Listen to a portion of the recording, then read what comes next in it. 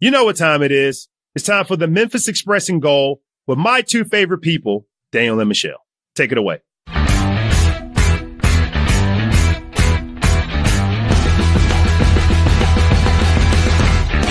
unofficial podcast of the Memphis Express, bringing you news, stories, videos, and so much more. This is Express and Gold.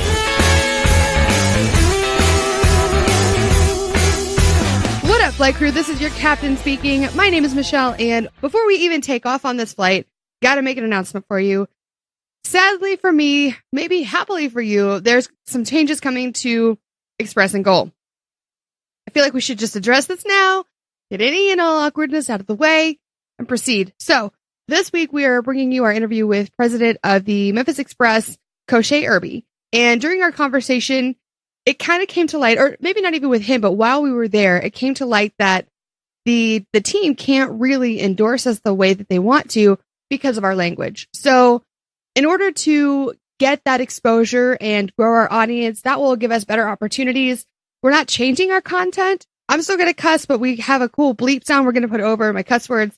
So that way we can really kind of, like we said, get the exposure that we're looking for, build this audience, build the awesomeness.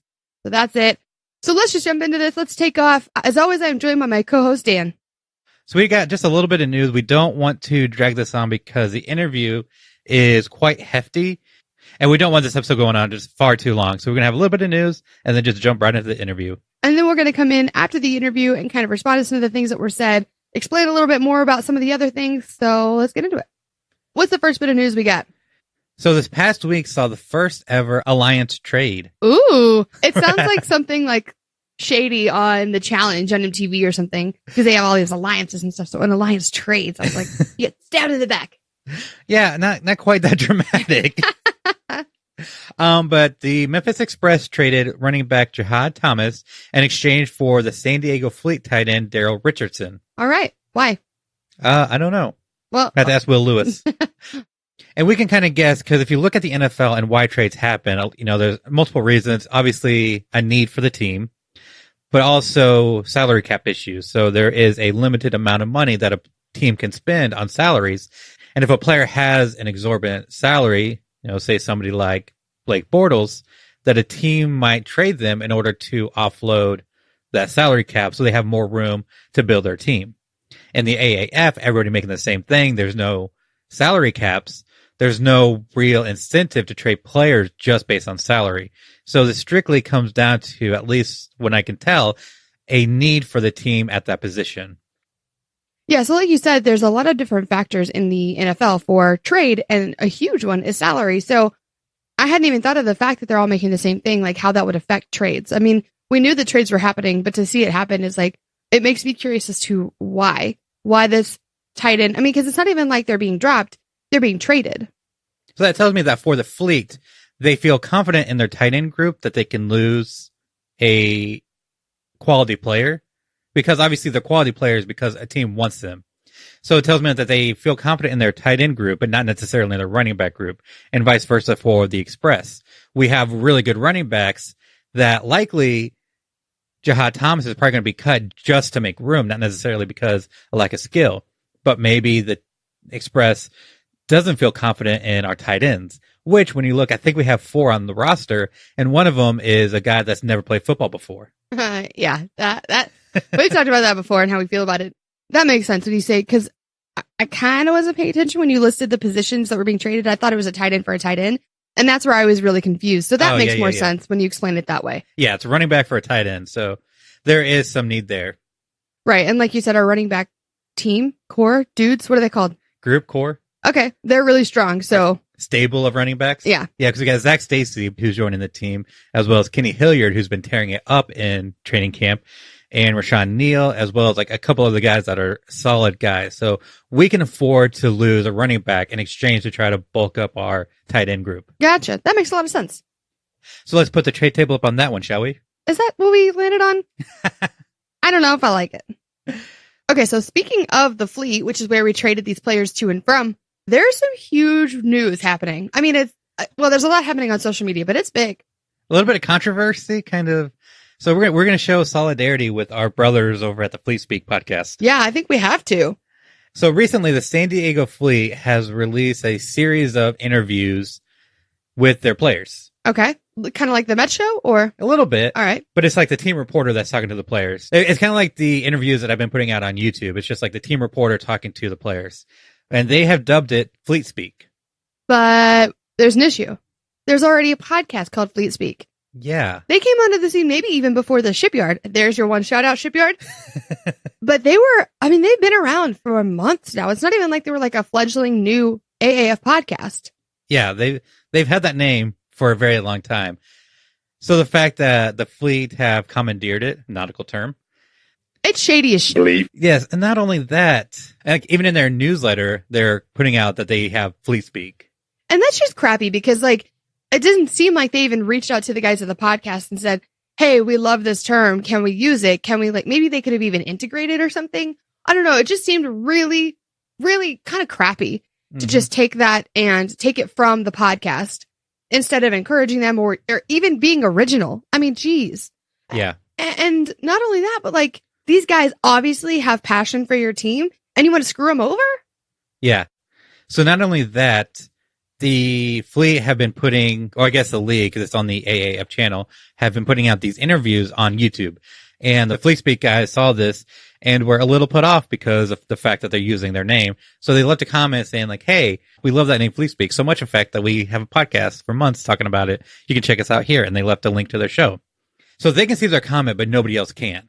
Ooh, shady. Yeah. So there's two ideas. Either their comment is being filtered because of the URL, or they're being muted by the channel. Which is just downright wrong. I mean, Can we just say, like, if that is the case, it's really difficult for me to not cuss right now because it's so frustrating.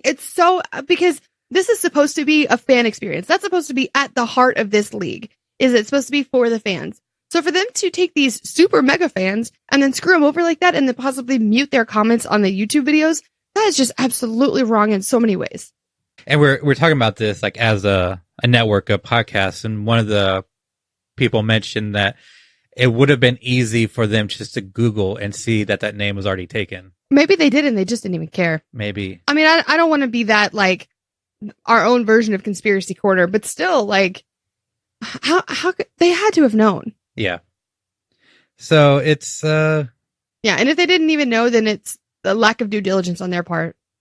Yeah. I really hope that this comes, like, I hope that they know. I hope that they know that they've really made some people mad. Yeah. So join us in solidarity and make sure to go follow these guys on Twitter at Fleet Speak Pod and show your support to what they're doing over there. Yeah, let's do it, because that's actually something we talked about in our interview with Kosha, is because this is a league that is all like centrally owned, it's all owned together, we can have friendly rivalries, but we all need to be supportive of each other's teams and each other's endeavors because we're all in this together. The success of one team really helps. I mean, the success of the league as a whole. Absolutely. And if you want to listen to other shows, I have a list of all that I know of on Twitter. If you go to my Twitter account at Memphis AAF and look at my list, there's a list of the Alliance podcast. So go there, follow all those shows so you kind of stay up to date all around the league. And apparently there's an app coming out with all the podcasts. I don't know if I should say anything, but we're working create kind of like a network of shows. So there'll be a few things coming out about that. Really exciting. So exciting. Oh, and also we were called the grandfathers of podcasting. The Godfathers. Oh, is that what it was? Oh, yeah, that's much better than grandfathers. We are the Godfathers of AAF podcasting. So something else that we talked about before our interview, because we were just kind of hanging out in the office with people who work for the team. And we talked with Jacob Widerstein, who is going to be back on the show. Wittershine? Believe. We didn't even ask him. Anyway. Oh, and on that same note, we asked Kosha questions that you guys had sent in. Some of them were more geared towards like stadium or ticket or fan experience questions that are going to be better for Jacob. So we're going to have him back on the show in early February, like the first week of February, we think, to answer some of those questions. So if you didn't hear your question answered, it's probably going to be asked of Jacob. Yeah, and we're going to go over like all the parking situations, the tailgating, and we're going to try to get Devin on the show because she is the mastermind behind the tailgate competition. So we're going to have her on, hopefully, to talk about what's going on with the competition. And like that sounds kind of rushed, like the first week in February. You know, the league starts February 9th, but the first game at home isn't until the 16th against the Arizona Hotspots. So we have time to actually get the information, and you guys can get your parking passes and get registered for the tailgate competition. There's still plenty of time, so don't worry about that. Right. And they want to make sure they're doing everything right. They have everything set up. So they're taking their time, but just be patient with them. That's something that I think I really took away from this week in meeting with Kosha and the people of the team is like, they know that we're all impatient, but it's all on purpose. Yeah. Everything they do is intentional. Like all the waiting is by design. So before we get into the interview, we said before, this is a very long and in-depth conversation. And to make sure we bring the most value to you, we did include everything that was recorded. Before we actually got into the interview, we had just kind of a fun little jam session with Kosha and Jacob and a little bit of... We got a backstory into the legendary award-winning DJ Jacob W. Yeah, so if you want to hear all that, so we talk about DJ Jacob being an award-winning DJ in South Beach, a little back and forth about Waddell from the Orlando Apollos, throwing down the gauntlet in a hopscotch competition, as well as we addressed a conspiracy that's been floating around. You've heard it here. I don't remember what episode it was in, but we brought up Conspiracy Corner before, and we asked Kosha about it. So all that doesn't relate to the team or the fan experience directly. So we're putting that into a bonus episode that you can find on Patreon. Just go to memphisaaf.com/Patreon. And for everything that is prevalent to the team or fan experience. So you're going to hear that today. We kicked off the episode by trying to get him to say some things that we could take as sound bites. And one of the things that we asked was, what do you say to pump yourself up? Another question was, what do you say to motivate your team? Because we thought it was going to be something short and funny, but he actually really went into how much he admires his team. So we're going to start right there. What about to pump up your crew? This team is so motivated. I don't have to, but apparently they'll go ape crazy over good donuts or a $5 bet. There's something about a $5 bill. I don't know what it is, but they go crazy over it, man. This is hands down one of the most motivated teams I've ever been around. And I'm a pretty competitive cat. But literally they put me to the test every day, and I'm pretty proud of that. Born in Meridian, Mississippi, moved around a lot, lived in about 17 states throughout my life. My mom was into real estate, so that's where we were. Single mom, me and my brother, we kind of just hopped around with her. Played football at the University of Memphis. And then from there, I left, got my undergrad and MBA from Memphis, went to Conference USA, left Conference USA, went to Dell Computer Corp, worked at Dell Computer Corp for a little while as an analyst, left there, got back into college athletics at St. Louis University, and then kind of worked my way up the ranks through college athletics. And then I was in Atlanta at Georgia State University when this big show called WrestleMania comes to town. I helped them out on a project, and they ended up saying, hey, we want to hire you to come work for the WWE. I was like, this is awesome. But there's there's a catch. We want you to move out west and start the office in Los Angeles. So it didn't really take much convincing there. We packed up my family. We moved out to Los Angeles. And so I worked with the WWE in live event for about 8 years. And then this opportunity came up. And so now I'm here. And the reason people always ask, why Memphis? Why the Alliance? And I don't know, there's something nostalgic about being able to go back to the place that taught me the game of football and be able to start a football team. And that's kind of where I am with this project. It's, there are a lot of other teams, there's a lot of other cities, but there's only one Memphis. And I love that about this city. And I love the way that the city has received this team and what we're trying to do. And so I am now diving into this full bore. You answered 5 questions, so this is going great. Right. Do you want to talk to us a little bit about your role that you had just before you left the WWE and how that prepares you for being president of a football team? Training, I'm basically training my experience of dealing with, grown men beating each other up in tights in a square circle to guys putting on equipment and pretty much doing the same thing. Here's the deal. I think the WWE does a phenomenal job of creating stories and creating emotions and putting smiles on faces. That is what Vince built the company to do. And that's what I think it achieves every year in and year out. They're doing 550 shows a year. And that, as part of live event units, I had to actually travel for a lot of those shows.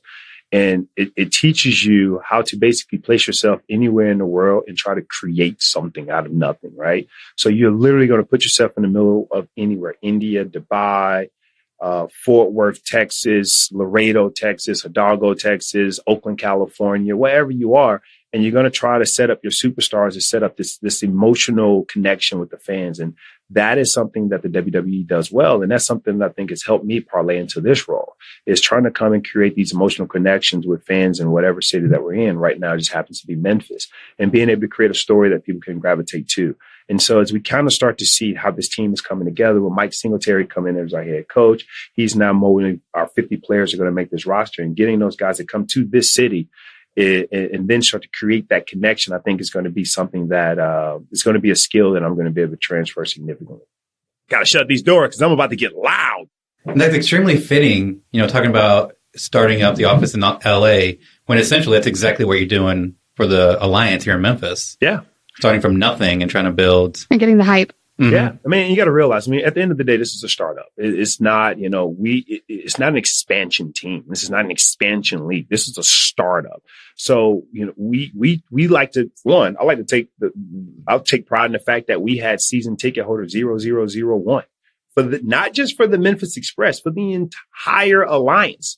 So that is something that, we're pretty proud of. And as we start to build this thing, we have to keep reminding ourselves that this is a startup. We literally got to start one fan at a time. You guys got on board, and then you introduce other people on board. And then we start to build some camaraderie. We start to build some momentum, and we just keep that rolling. And that's what we got to do, one fan at a time. And that's our journey. That's our mission. That's what I challenge our staff with every day, is to go out there and try to get a logical prospect to try our product one time. I think if you come to a game and you see what we're trying to do, you'll come back, but we just got to get you to try the product one time. That's our goal. And with the affordability of the ticket, that is an easy thing to sell.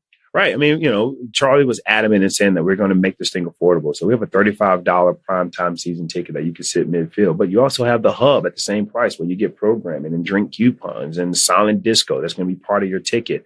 And then we have a family plan that allows for $75 for you to sit, and bring your kid. And it's going to be a dry section where you can kind of sit and not worried about guys standing up, blocking the view or all that good stuff. And so we're trying to create a plan for every fan, as we like to say, and make sure that we can offer the least amount of barriers to entry that we possibly can. And that's one of our goals. So you mentioned a lot of things I want to come back to, but before we get too far away from the WWE, there is something that we need to address. Shoot away. It's something that's really been going around, and I think we need to just clear the air before it gets too serious. Are you talking about Conspiracy Corner? Yes. Oh, gosh. First off, what? Yes, I used to work at the WWE. Yes, I still have friends at the WWE. Yes, the WWE's owner started a separate company called Alpha Entertainment. So what can you read into that? Mergers happen every day. Yep. The theory is that it's going to be a merger in a couple years between the XFL and the AAF to form a 16-team league, and that you are an implant from Vince McMahon. Whoa! They don't call it Conspiracy Corner for nothing. Exactly. That you are going to help the transition a little bit smoother. They got an inside guy here with the Alliance. Whoa! I don't even know how to respond to that. Let's just say I am focused right now on the Memphis Express and the Alliance. I wish every football league, every football team, the best luck and best wishes. But the one thing that I can control is the destiny of the Memphis Express. And that's where I'm focused at. I learned real quick, and specifically as a startup, I don't have time nor the bandwidth to look 2-3 years down the line. Right now, all I'm focused on is February the 9th. And then right after that, February the 16th, which is going to be our home opening against the Arizona Hot Shots. That's probably as far as my bandwidth goes these days. And so, there are going to be a lot of conspiracy theories out there, and I've heard a few more. I've heard some even more robust than that. But at the end of the day, the one thing that I can confirm is that I'm committed to the Memphis Express. Awesome. That actually takes us naturally to another question we had is your opinion on these other spring leagues that have popped up, because obviously there's the AAF, XFL, APL. There's FFL. Yeah.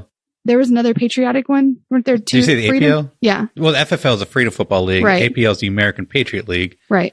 And then I think there's like 5 or 6 that are starting up. Goes to show you that it's a good business to be in. I mean, you think about it this way. Look at the burrito industry, right? Chipotle kind of gets in. I'm like, oh, it's just a burrito. And then all of a sudden they start taking off. Nobody's going to go and buy an $8 burrito. And then you start looking at burrito shops popping up all the time. These new flash fried, fast cooking pizzas that you get in 3 minutes. Pizza Rev and Pyros and those guys, everybody jumps on a trend. And right now they see that spring football is a trend. Once again, the NFL operates a very big behemoth of a system. But after the Super Bowl, they go away. And people who like football or people who like sports check out. all we're doing is just giving them an additional amount of football that we think that they can afford, and it's not necessarily going to quote unquote oversaturate the market or do anything. We're just basically continuing their passion. And Charlie likes to use this example, but if everybody here loves Uber, right? Or Lyft or whatever you use. But if I tell you that you can only use Uber for 6 months out of the year, and then the other part of the year you're going to be on your own, it's just a backwards business model. And so for us, all we're saying is we're going to try to extend the season as long as we can because people are still passionate about it. The passion doesn't go away. The sport does. So why not take advantage of that? And the second thing you now see as a subsequent of that is people also recognize the same opportunity and they want to get on board. No pun intended, but they get on board. Hashtag all aboard. Hashtag all aboard. Hashtag get your season tickets. Hashtag go MemphisExpress.com. Join us in the hub. Hashtag join us in the hub. And there we go. I can't wait.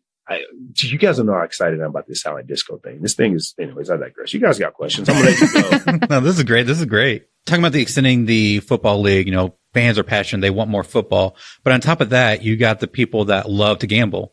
And the AAF gives them even more chance to gamble on football. And then you guys got the people that love fantasy football. AAF is taking that to a whole new level. And you got the fans that just love to come out, party, and tailgate.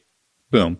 So it's not just catering to football fans. It's catering to this whole other group of people that I think we're opening up new demographics that football right now didn't necessarily have. Yeah. And it's not, here's the deal. We are a digital company that runs a football league. And so let's not mistake that. And I like to sit people down and tell them the story of how we think we're going to be able to connect generations. So, the story we like to talk about is basically how I like to show how we're going to connect generations. And I kind of, bear with me here as I kind of try to get through it. But when you take the traditional football product, there's a certain core fan that just likes to go watch football. This is their sport. They love the game of football. They understand the intricacies of it. They have a seat somewhere that they can see the play develop the way that they perfectly, that's perfect for them. And they do this. This is what they do, right? They love the game of football. And then you have some fans that just like to hang out. They like camaraderie. They like social gatherings, right? And then you have some fans now that have basically learned how to multitask and take gamification to the next level. So what we are doing is we're trying to merge all of those generations together, right? So you have a traditional football product that's going to be viewed through a non-traditional football lens. So what we say is we're going to have the normal game of football, 11 on 11, guys out there literally punt, pass, kick. They're going to do all the same things, whether it's a field goal, not a kickoff, but they're going to be doing the exact same thing. And then you're going to have another subset of fans that are going to want to come out because the new most value asset is the shared experience. Right? It used to be the house, used to be the car. Now it's the shared experience. That's the new most valuable asset that most people say they want, right? And then you turn around and have people that have taken multitasking with their phone to the next level. And so what we're doing is saying you got a traditional football game, and this is kind of even I'm trying to paint a picture here for the Memphis Express experience. You have a traditional football game that you're going to have 11 on 11, solid football, great football. Coach Singletary's doing a great job there. We're then saying, okay, we still have a subset of fans that want to have a shared experience. So now let's introduce a silent disco during a football game. Now that's a subset of fans that, hey, I kind of like to party. I kind of like to hang out with my friends. What's a cool thing to do on February the 16th versus the Arizona Hot Shots at the Liberty Bowl? You can come out and now take part in this unique experience. And then you turn around and have a digital base that wants to follow the game in a non-traditional format, whether it be in real-time gaming or real-time gambling where it's legal. Now we have created a product where we can converge all those things together in real time and make that sync that some products just can't do. And so when you look at it that way, we're kind of introducing or bringing in a new fan base that normally wasn't there. And that we got a big bet on that. Obviously, Charlie does and Bill does and we all do. But that's kind of the wave of the future. And are we a little bit ahead of the curve? No, I don't think so. I think that we're right on time for where all these things are going to start to merge together. And hopefully that we can be the model that I'm pretty sure other teams, leagues, things are going to try to follow. Yeah, it definitely seems like there's a lot built into the AAF that makes it different and better. Yeah, I hope so. Yeah, they're doing things right. I think you probably just answered it, but just in case you have another answer, what is the most exciting aspect of the Alliance? The alchemy of it. I mean, we're creating something out of nothing. Think about this.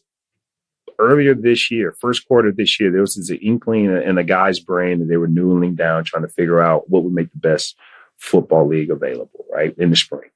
And you fast forward to this time, we're roughly 19 some odd days away, a few weeks away from our opening play, right? Can't say kickoff anymore. Can't say kickoff, right? From our opening play. And so when you think about all the things that have gone into just getting to this point, plus how much more we have to do, I wake up every day energized by that. It is a great time to be in this business, specifically with the Memphis Express, because there's no shortage of work. There's no shortage of challenges. And that is what motivates me. You know, I'm not one of those guys that sits around and just kind of wants to coast into things. I literally love to get up and go mix it up every day. That whether it be fitness, whether it be family, whether it be, you know, running. I mean, you guys know this. I mean, I'm kind of I'm a pretty hyper dude, and there's no shortage of ways for me to kind of come in and try to help build this thing. And don't get me wrong, we're still in the ground up. We got a lot of freaking work to do. We got a lot of people to convince that the Memphis Express is going to be a great investment. But I am energized every day to go out there and do that, because it's one of those things that it's not going to be instantaneous. It's not going to be like Field of Dreams. If you build it, they will come. That doesn't happen anymore in this day and age. But I think that we are laying, and I love the fact that I can do instantaneous hard work. It's kind of like a farmer, you know, or you're a farmer or a hunter. We go through this sales training all the time. But I love the fact that now we're planting these seeds. And then the season's going to start to progress. You're going to start to see these seeds blossom. And then as we kind of see us grow, you're going to see these seeds grow, and it's going to create some great inroads and hopefully a long-standing business model here for the city. And that's a long answer to a short question. That's what motivates me. It literally is the ability to create something out of nothing. Okay, so there are a couple of teams in the Alliance that don't have the same fandom that the Express or some of these other teams do. I know that like Atlanta seems a little late to the game. Same for the Hotshots. How does the success or lack thereof of another team affect the Express and the Alliance as a whole? I think every team is where they need to be right now. You got to realize it's still going to be a reflection of the market. And there's a lot of variables that goes into what determines success or not. I am rooting for my brothers. Like that, at the end of the day, I know for a fact those guys are busting their tails to try to, you know, create sustainable business models and create opportunities for players to be able to extend or rejuvenate their careers, and create opportunities for young sales guys to kind of go out there and earn their stripes. And so people always ask me, hey, what do you determine? What would determine if this is a success?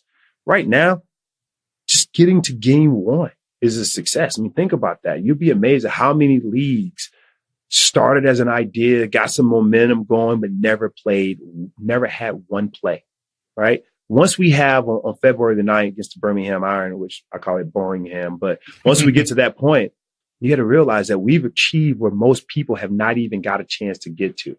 Then it's a chance of now earning that business and keep trying to come back. And so they get to play one and they can play, game two, and then they can get to game three, and they can get through the first season, and then they can turn it over and start the renewal base.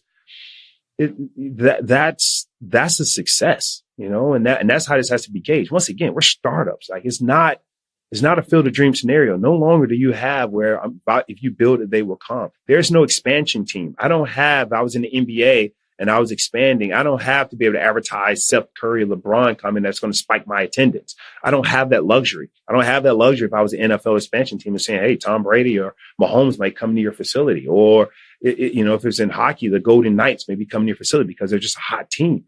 We don't have that model. What we have right now is what we're creating, and we're creating that from the ground up. And so I think that expectations are going to have to be curtailed. We're, candidly for us, we got 57,000, give or take 32, depending on who's counting, seats in the Liberty Bowl. Do I think that immediately we're going to be able to sell 57,000 tickets? No. Do I think it's achievable? Yes. And so that's kind of where we are. Do you have any metrics or goals for the first season, or is it just survive in advance? It's like it's in March, man. We just survive in advance. That's my goal right now. Our goal is to make sure that our team comes in here every day. And that's not even the front office staff, as well as our actual football team comes in every day, does whatever it takes to get better for the next day, right? That's it. I can't sit here because at the end of the day, we could put arbitrary metrics on, what it is that we want to do. How many seats you want to sell? Heck, I don't know. I want to beat Daytona Speedway's record at a football game. We could throw that out there. It's realistic. No, it's not. But it's kind of hard to do that because once again, this is alchemy. If I sit here and say, all right, great. If I say, let's go outside right now and do, burpees in the snow, how many burpees would you do in a minute and 15 seconds? And you can easily say, I've never done burpees in the snow and I've never done it on a time constraint. So you can't really tell me how many burpees you're going to be able to do. Granted, I'm using a CrossFit reference because I'm a CrossFit geek, but I like to give that analogy because that's where we are right now. Once again, everything is from the ground up and we're building from scratch. And we have to make sure that people understand it. Flip side of that, a good metric for me is making sure that fans leave with smiles on their face. A good metric for me is going to be that our team does well on the field. A good metric for me is going to be that our changes and modifications to the Liberty Bowl are received well and that we operate them well. A good metric for me is going to be that we have high retention buys, meaning that if a person tries our product one time, they come back. Those are the metrics that I'm going to have, but I'm not putting on arbitrary numbers or saying we got to sell this number of tickets because it's just unfair. That seems legit. Yeah. There's a few people that are super focused on the future, talking about expansion in 3 years or whatever in 10 years. And it's like, no, like the guys are focused on year one at best. February the 16th is where my bandwidth stops right now. Yeah. That's where we are. Inaugural game versus the Arizona Hotshots at the Liberty Bowl. Go MemphisExpress.com for tickets. But that's where my bandwidth stops. Because, when you start talking about 10 years from now, that's where most startups lose it. Yeah. Right. For sure. It's not fair to your consumers. It's not fair to your employees. What I have our staff looking at is let's get our team prepared to go to Birmingham and beat up on them. And then get our team prepared for the Arizona hotspots to come in here and take their lumps. And then turn around in game 3 and go down to Orlando and beat Waddell in his hopscotch contest or whatever the hell competition we're going to come up with. But at the end of the day, our goal right now is to do the first game right, do the second game right, and then the next game. I hate to be that boring with it, but we can't start looking 10 years from now expansions and where's the business going. That's unfair. Right? It's unfair to you as season ticket holders to start thinking about 10 years from now. Don't get me wrong. We have to, as a business model, make sure that we're putting ourselves in positions for the future. But our immediate short-term goal is making sure we get game 1 right. Once again, it's an away game for us against Birmingham Stadium. But make sure we get game 1 right, that we travel right, we treat our team right, get them there safely. Then game 2, put on the best show we possibly can against the Arizona Hotspots. I love that nickname. All right. So I don't know if you've been listening to our show or not. Have you heard our QB nicknames? If not, we can kind of... No! Catch me up on this. All right. So let's start it off with our favorite, Zach Metten Bacon Cheeseburger. That's our favorite. Pause for laughter. Zach Metten Bacon Cheeseburger. That's the one. To any potential hamburger chain out there, I would bring it to you at a very good rate. I think Zach Metten Bacon Cheeseburger. It just rolls off the tongue. Yeah, it does. It's easy to say. I hope our PA guy can get that fast enough. Zach Metten Bacon Cheeseburger on completion. Works for me. All right. I'm digging it. We would love to hear him say it on the Metro if you can make that happen. I think I am going to have to get that acknowledged. I like that. Yeah. And burger cheeseburger. Got it. And any local restaurants want to put that on their menu? I'm thinking it's a no-brainer. Absolutely. Zach Metten Bacon Cheeseburger. Metten Bacon Cheeseburger. The more I said, now here's what's going to happen, though. I'm literally going to have one of our meetings here with the quarterbacks, and I'm going to walk in and be like, hey, Zach, what's going on, Metten Bacon? I mean, dude, my bad, Zach. Or I'm going to be like doing some interview. I can slowly see myself now saying, yeah, we got to, which, first off, we have the best stable of quarterbacks in all of the alliance. However, anyway, let's go to the next. No, absolutely. No hype, completely unbiased. Our roster of quarterbacks is hands down. Yes. Will Lewis is not getting enough credit for what he did in that protector pick draft.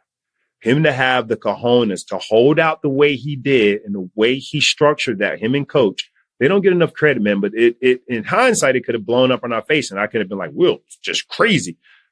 But looking at it in totality now, genius, flat out genius. Because we got 4 studs.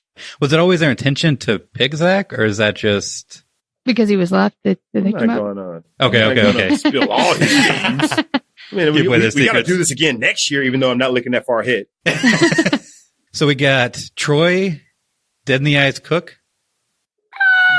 Yeah, I thought you were going to go like Troy's Cookout, but that's a little easy, but go for it. Yeah, also like Cookie or TC. We've been trying to get some. It's kind of hard to play on it, but if you've seen Troy Cook say anything on camera, you will know he is dead in the eyes. I think he's got, I'm sure there's passion there, and I know he's talented, but on the field, he's got the vision. And maybe that's where his eyes are. Like whenever he's doing anything else, his eyes are just always on that next play. He is, that dude is an intense cat, man. Like, but very, like, Troy is so humble and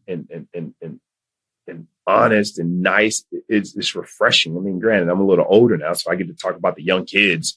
But just so humble, man. Like legit is a great kid. Like, regardless of whatever you think from as a football player, he's a please, thank you, yes or no, sir type of guy. And at that position where you're usually kind of the focal point and you can become a prima donna quite easily, he is a refreshment to just say that these guys still exist. I digress. Sorry.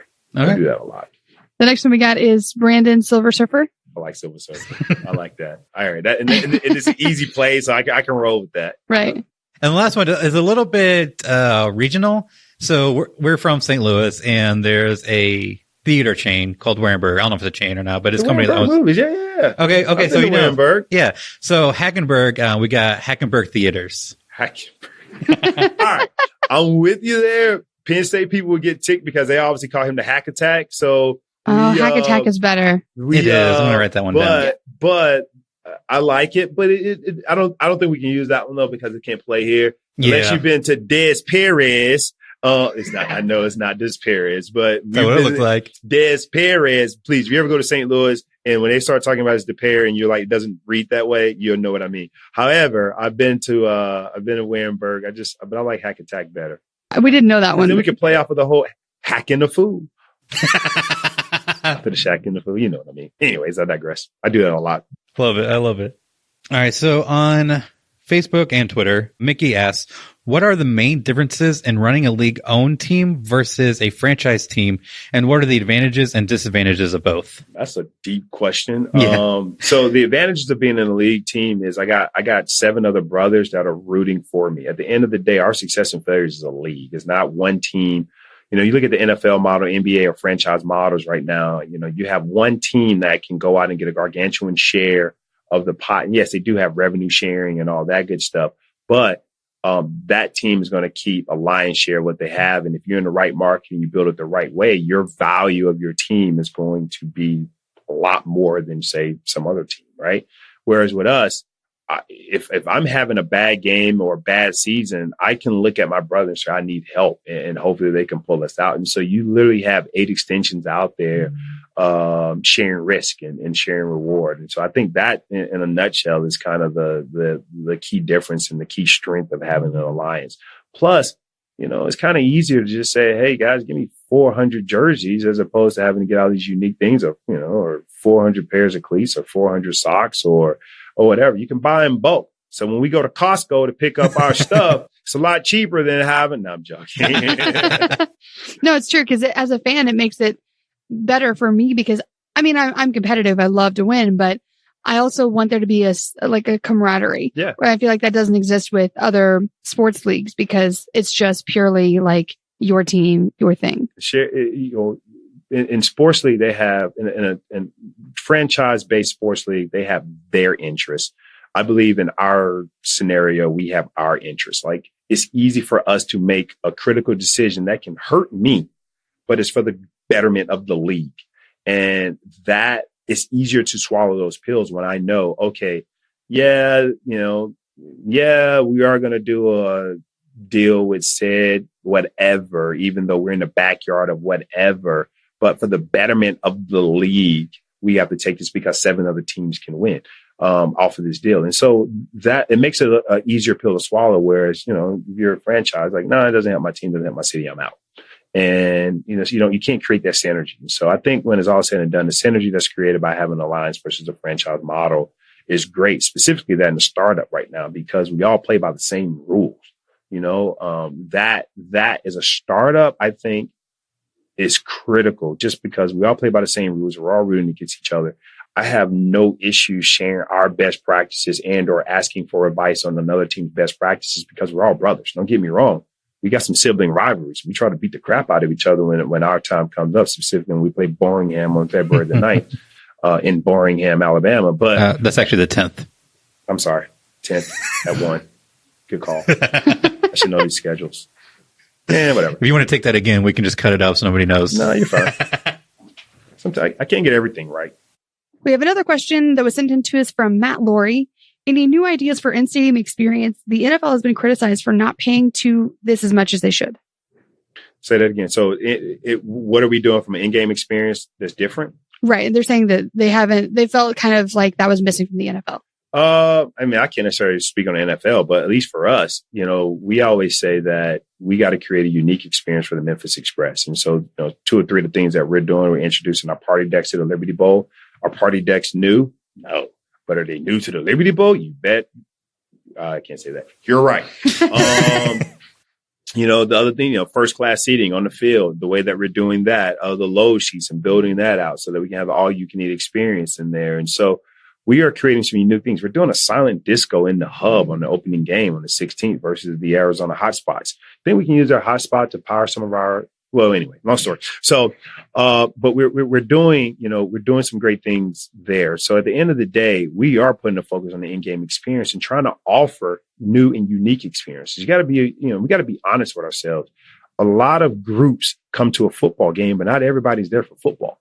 And so you got to be able to entertain them and offer them an outlet that's going to be able to either, you know, distract in some cases or enhance in some cases their experience at the game. And that's what we're trying to do.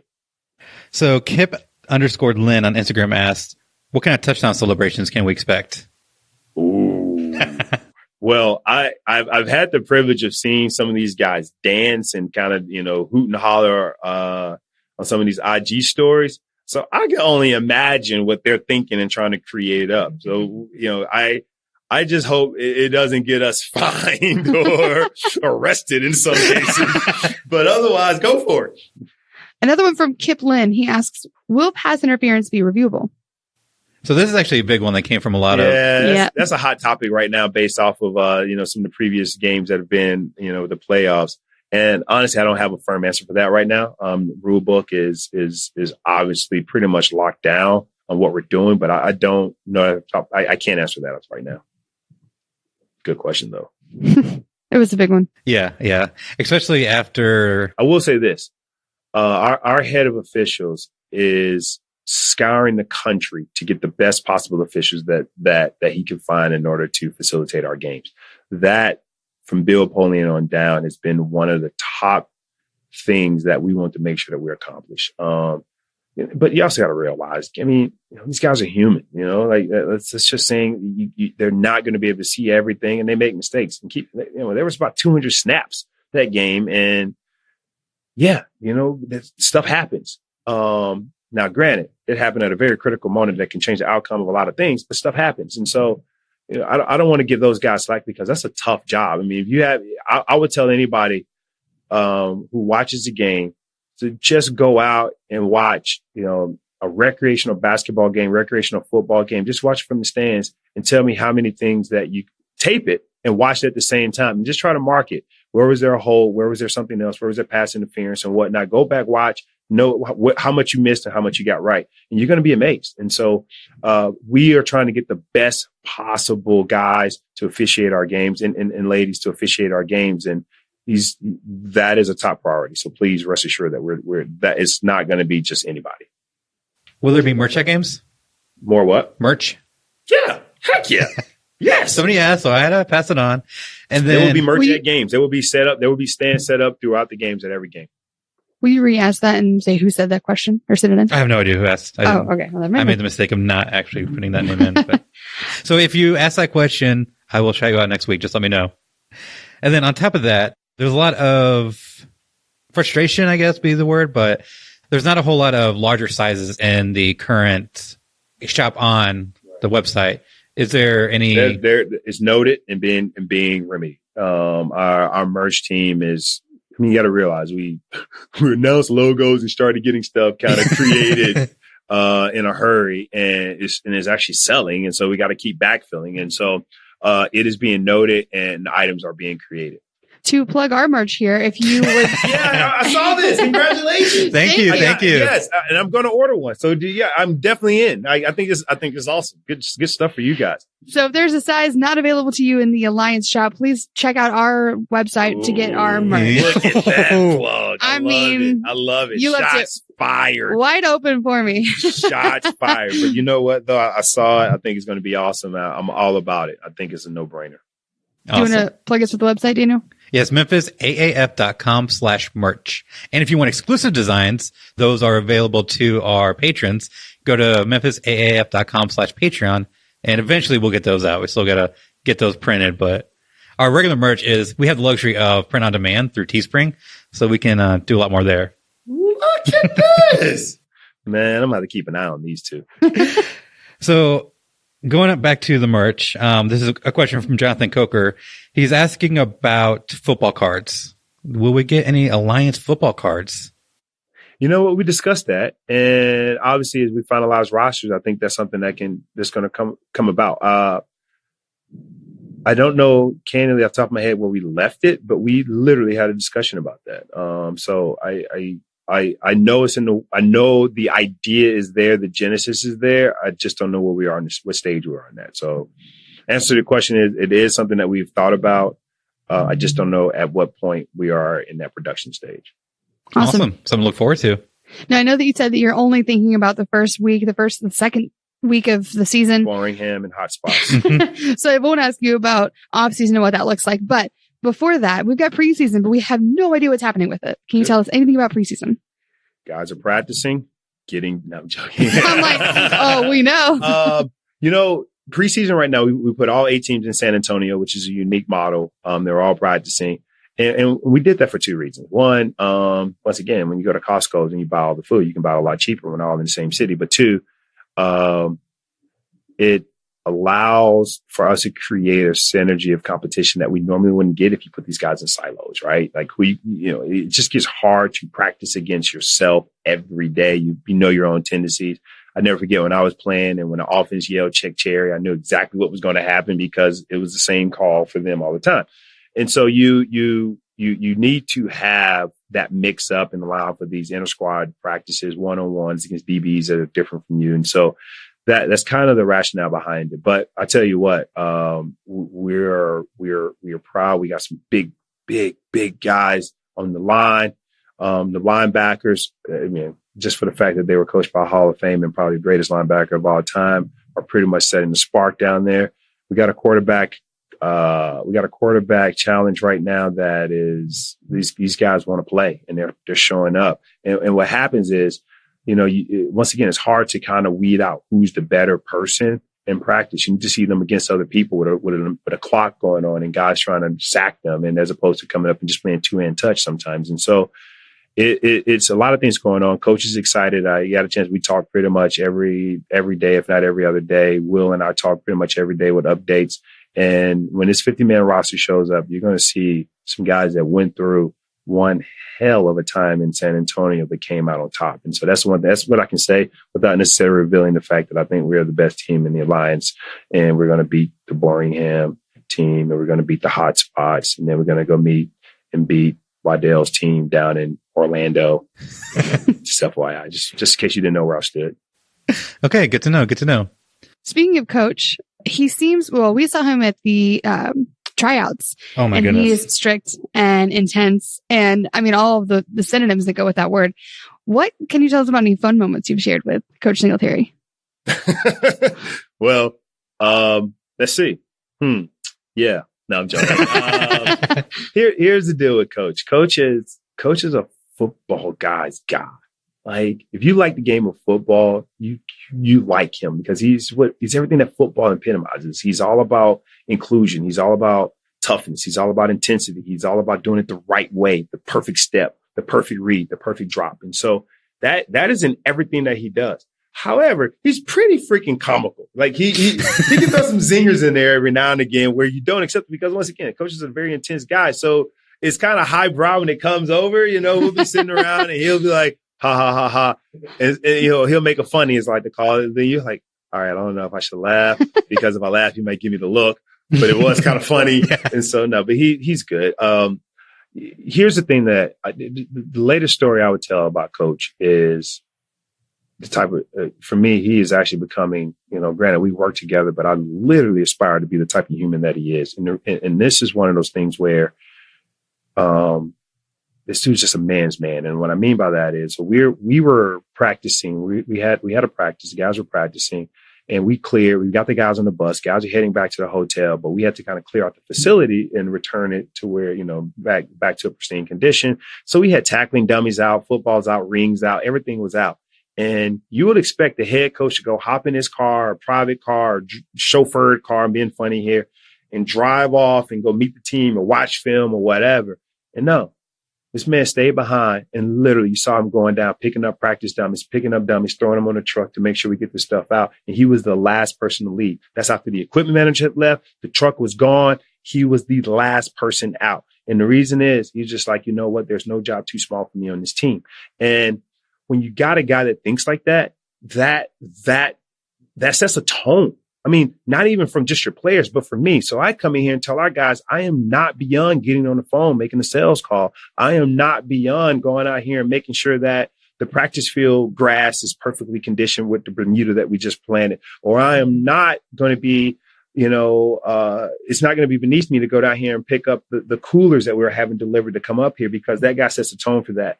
And so I know they wanted to get the more comical side of it, but to talk about Mike Singletary, you're just going to talk about how good of a human he is versus how funny he is. He's called the heart of the defense for many reasons. Yeah, the man is a dude is a legend. So we are going to have an open practice that's going to be open to the public. We're going to make those dates known here probably by the end of this week. The only holdup right now is we're trying to determine practice times and when we're going to host it because we obviously need to host the open practice during practice. And so that's kind of where we are with that. Field art. What's that going to be like? Oh boy. It's pretty rad. We got the latest rendering of how I was going to sketch. And yes, we're going to brand it out. It's going to be express branded on the field. The whole field wall, retaining wall is going to be branded. So what we're trying to do is not only host this open practice, but we also want to host a facility reveal where we're kind of have everything done. During open practice, some of it may be done, but we're still going to be doing some stuff. But then we'll turn around and try to do a facility reveal. Hopefully it's done by then, but we'll make it'll be done by then. What are the AAF overtime rules? Because I know it's been said that their games won't end in a tie. Games won't end in a tie. So how's that going to work? You got to tune in to find out. Hopefully we don't go to overtime.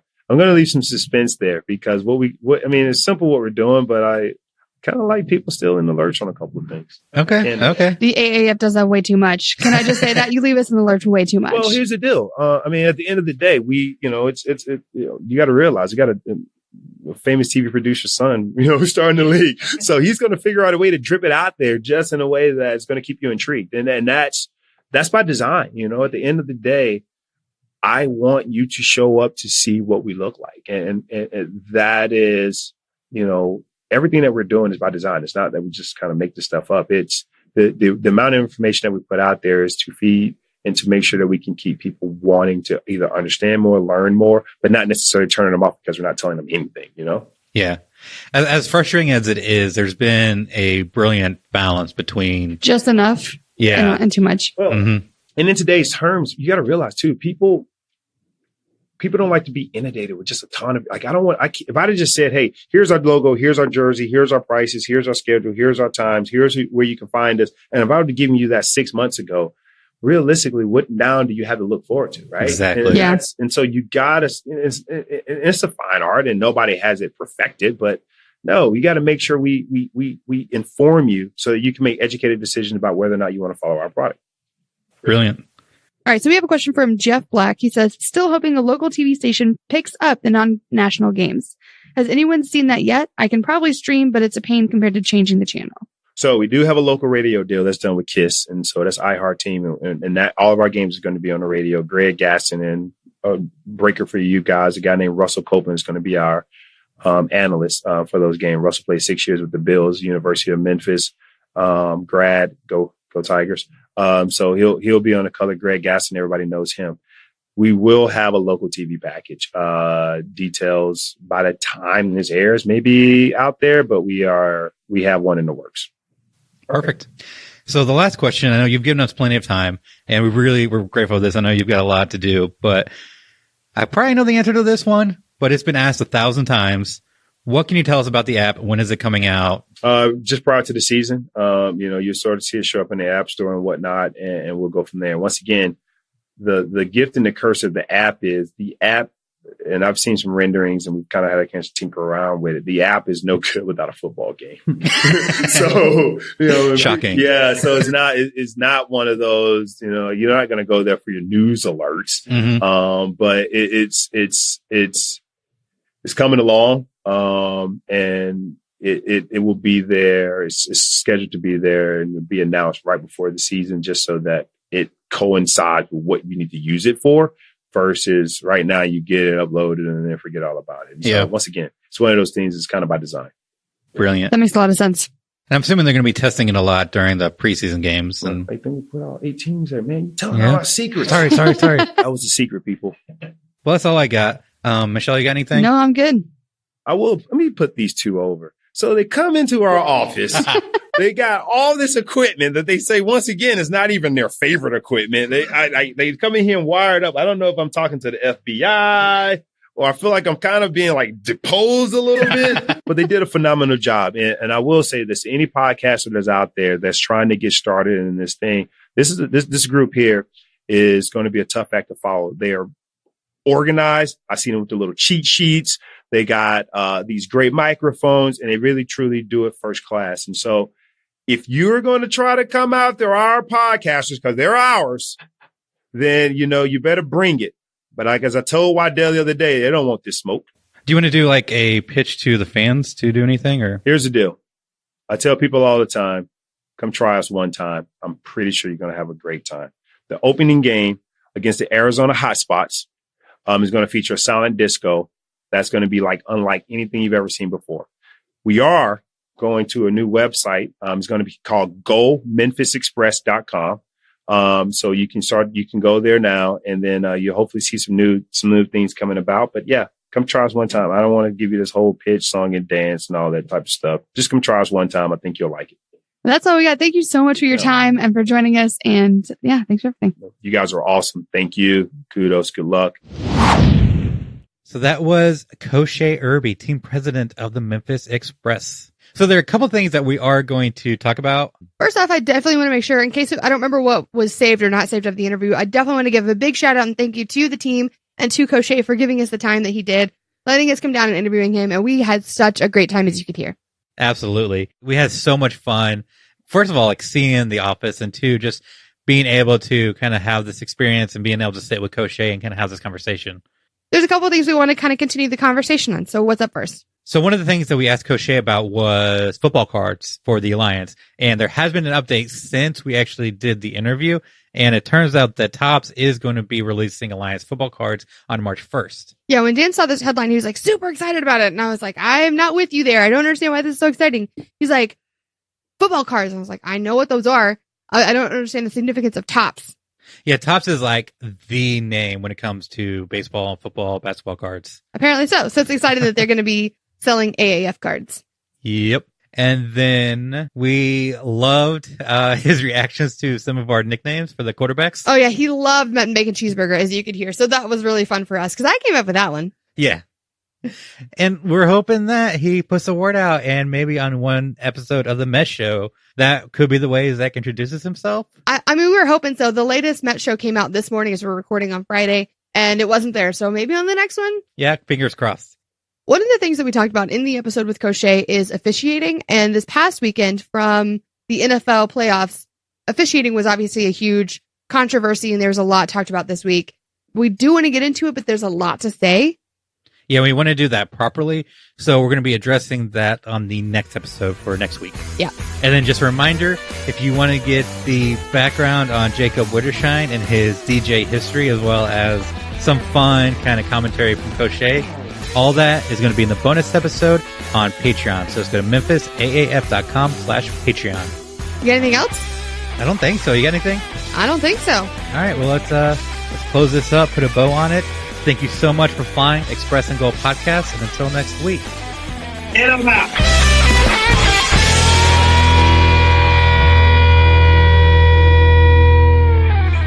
Why did it have to be the San Diego Fleet?